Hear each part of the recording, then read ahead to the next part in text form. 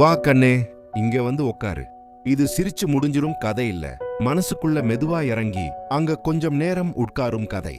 ஒரு காலத்துல நம்ம ஊர்ல ஒரு சின்ன வீடு இருந்துச்சு. அந்த வீட்டோட முன்னாடி திண்ணையில ஒரு பழைய மர நாற்காலி. யாரும் அதுல இப்போ உட்கார மாட்டாங்க. ஆனா அந்த நாற்காலி எப்பவுமே அங்கே இருக்கும். அந்த வீட்டுல ராமசாமின்னு ஒரு முதியவர் இருந்தார். வயசு ஆகி முட்டிகள் நடுங்கினாலும் அந்த நாற்காலியை அவர் தினமும் சுத்தம் செய்தார். யாரோ கேட்டா சொல்வார், அது சும்மா நாற்காலி இல்ல. அவங்க புரிஞ்சுக்கல. ராமசாமிக்கு ஒரே ஒரு மகன், பெயர் குமார்.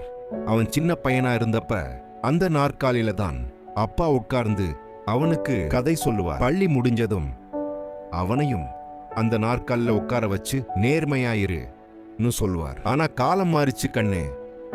குமார் வளர்ந்தான், வேலை கிடைச்சது, நகரத்துக்கு போனான். அப்புறம் வரேன்னு சொன்ன வார்த்தை மெதுவா வரவே இல்லைன்னு மாறிச்சு. மாதம் ஒரு தடவை போன் வரும். அப்பாவுக்கு அவ்வளவுதான். நல்லா இருக்கேன் அப்பா சொன்னாலே ராமசாமி முழுசா சிரிச்சிருவார். ஒரு நாள் ராமசாமி அந்த நாற்காலியில உட்கார்ந்து மாலை நேரத்தை பார்த்துக்கிட்டு இருந்தார். பக்கத்து வீட்டு பையன் கேட்டான், தாத்தா, இந்த நாற்காலி ஏன் எப்பவும் காலியா? ராமசாமி சிரிச்சார். இது காலியா இல்ல கண்ணே, நான் காத்துக்கிட்டு இருக்கேன். யாருக்காக? சின்ன மௌனம். என் மகனுக்காக. நாட்கள் போச்சு. ஒரு நாள் ராமசாமி எழுந்துக்க முடியல.